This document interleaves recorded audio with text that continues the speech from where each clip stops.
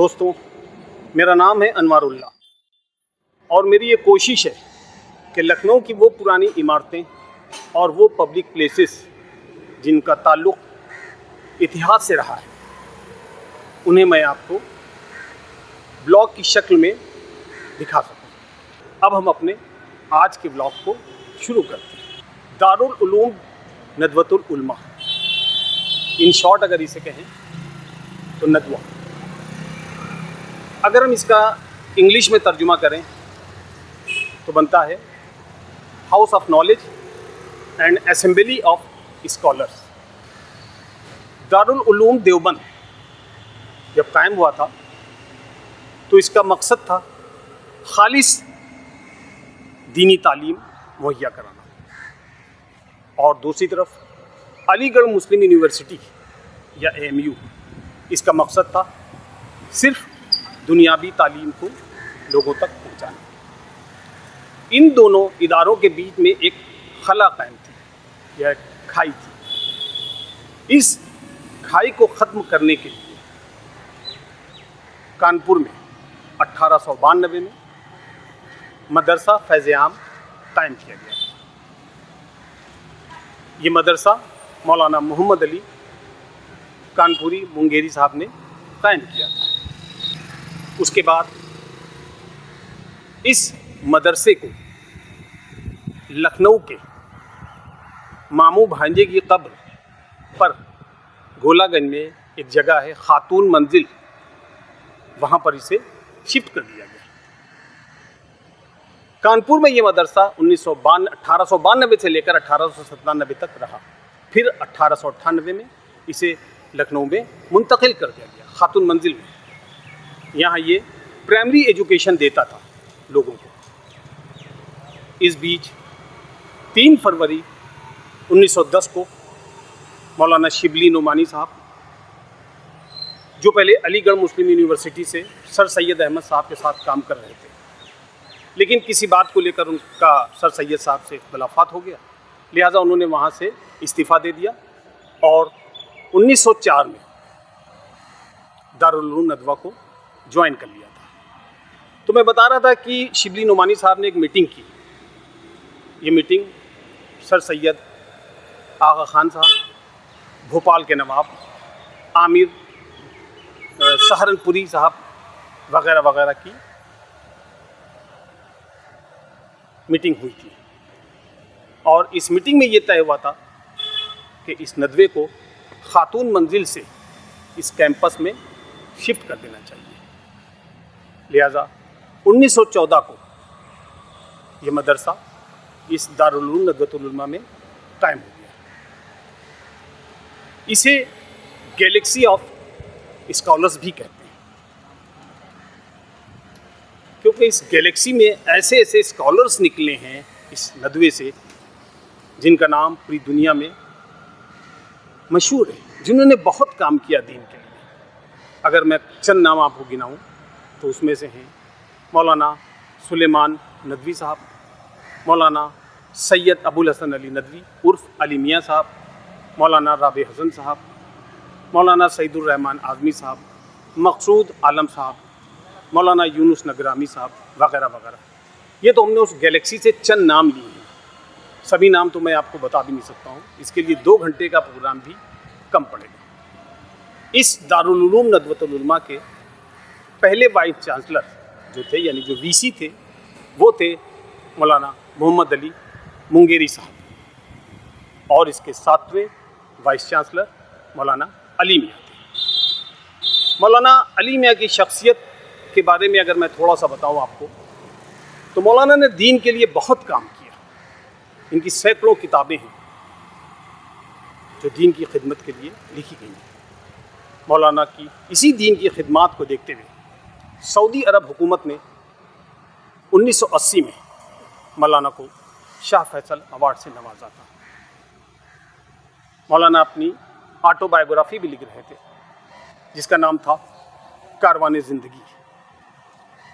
ये किताब मौलाना के आखिर वक्त तक की पूरी दीनी ज़िंदगी को बयां करती है, लेकिन अफसोस 31 दिसंबर 1999 को मौलाना हमसे विदा हो गए, उनकी वफ़ात हो गई। उसके बाद सन 2000 आया, तब मौलाना राबे हसन नदवी साहब ने इस नस्बे की निज़ामत या वाइस चांसलर की पोस्ट संभाली।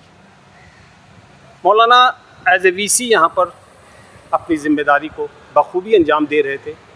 इस बीच all India Muslim personal law board ने एक मीटिंग की और उसमें तय किया कि इसकी सदारत राबे हसन साहब को दी जाए।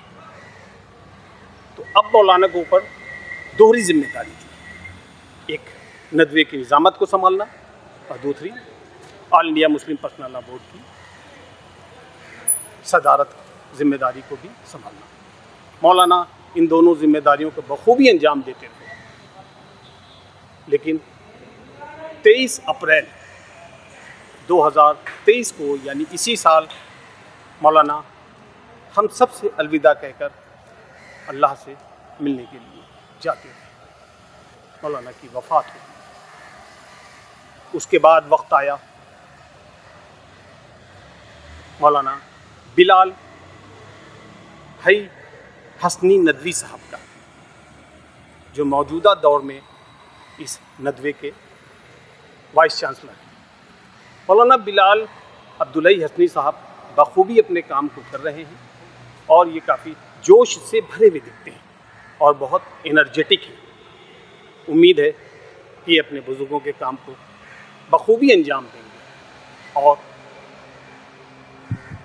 दुनिया के लिए दीन को फैलाने में और बेहतर काम करेंगे। इस दारुल उलूम नदवतुल उलमा के मौजूदा प्रिंसिपल जो हैं सईदुर रहमान आज़मी साहब हैं, जो बहुत अच्छी शख्सियत के मालिक हैं, लेकिन अपने काम में बहुत सख्त हैं, अपनी ड्यूटी में बहुत सख्त हैं, ज़रा भी लापरवाही बर्दाश्त नहीं करते हैं। स्टूडेंट यहाँ उनसे बहुत घबराते हैं। नदवे में तकरीबन 6000 से ज़्यादा स्टूडेंट तालीम पा रहे हैं, जिसमें 4000 तलबा जो हैं करीब अंडर ग्रेजुएशन के और 1500 तलबा पोस्ट ग्रेजुएशन कर रहे हैं। ये तो थी इस छोटी सी कहानी या छोटा सा इतिहास इस दारुल उलूम नदवा के बारे में। तो आइए अब हम इसे एक्सप्लोर करते हैं। तो आइए अब हम आपको नदवा दिखाते हैं। आप देख रहे हैं ये इसका गेट नंबर 1 है। उस साइड पे राइट साइड पे गेट नंबर 2 भी है, लेकिन वो बंद रहता है। आइए इसके साइड गेट से चलते हैं। आप देख सकते हैं ये सिक्योरिटी वाले बैठे हैं, बहुत मुस्तैद रहते हैं अपने में ज़िम्मेदारी और अपनी ड्यूटी में। ये इनकी अच्छी बात है। आइए अब चलते हैं और हम ये आप देख सकते हैं ये नदवे की इमारत है पूरी, बादलों के बीच बड़ी खूबसूरत लगती है।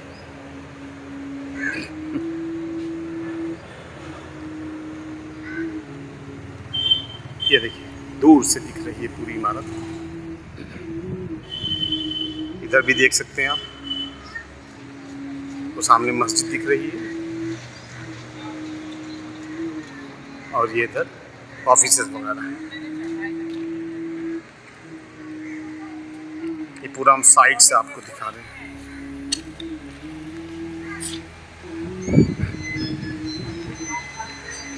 आइए अब हम आपको गैलरी में ले चलते हैं। ये देखिए पूरी गैलरी है और ये यहाँ सब क्लासेस लगते हैं। इस साइड की गैलरी की तरफ ले चलते हैं। देखिए क्लास का नाम है, इसका नाम है अलसानिया सानिया अल आलिया मिनल शरिया। ये इस क्लास का नाम है। आइए अब हम आपको दूसरा क्लास दिखाते हैं।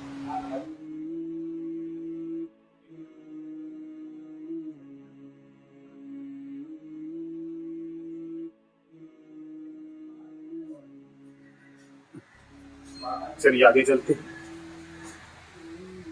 ये एक और क्लास है जिसका अरबी में नाम लिखा है। इसी तरह से कई क्लासेस हैं जो आपको हम दिखाते हैं। ये डिपार्टमेंट ऑफ मालियत कहलाता है, या दारुल उलूम वहदतुल उलमा का दफ्तर मालियात है। ये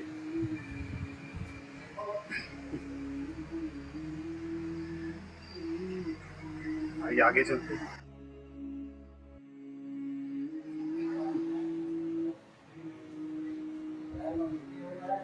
ये है इदारा दारुल उलूम अल आम्मा, देख सकते हैं, एक दफ्तर है तमाम, प्रिंसिपल ऑफिस।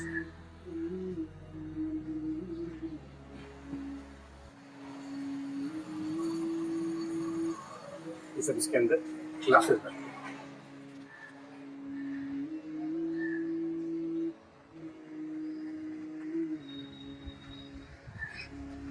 आइए आगे चलते हैं। एक ये भी क्लास है जिसका नाम है खुसूसी अव्वल अलिफ।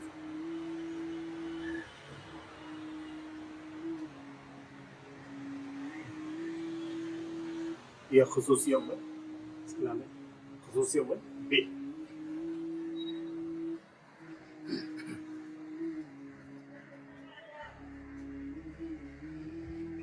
ये पूरी गैलरी है।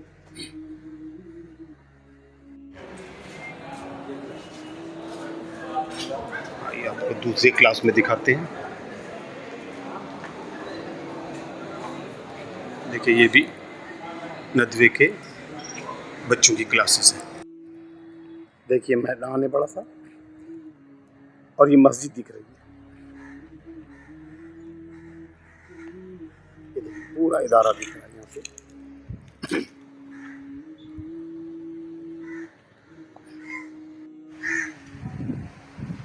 आप इस इमारत को पीछे से भी देख सकते हैं।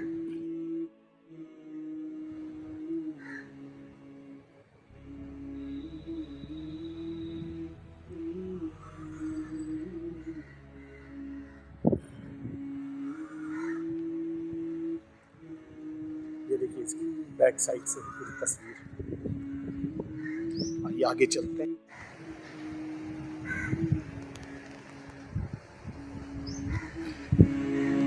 आप देखिए ये बैक साइड की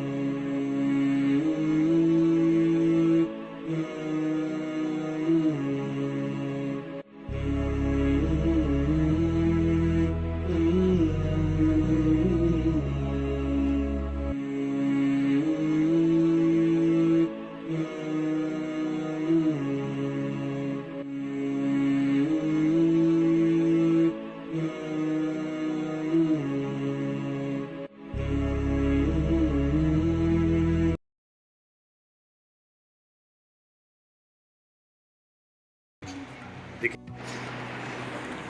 ये लाइब्रेरी हॉल है, इसमें अंदर ना जाऊंगा, नहीं खलल पड़ेगी, लोग पढ़ रहे हैं, बात होगी। तो ये आपको हम इधर दिखाते हैं, तो देख सकते हैं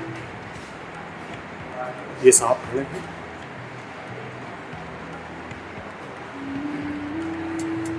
आप देख सकते हैं ये नदवे का शोबा सहाफ़त है, यानी जर्नलिज़्म डिपार्टमेंट है, और इसके हेड हैं मौलाना उबैदुर रहमान साहब। उनकी मेहनत, उनकी काबिलियत और उनकी सलाहियतों की वजह से ये डिपार्टमेंट खूब फल फूल रहा है।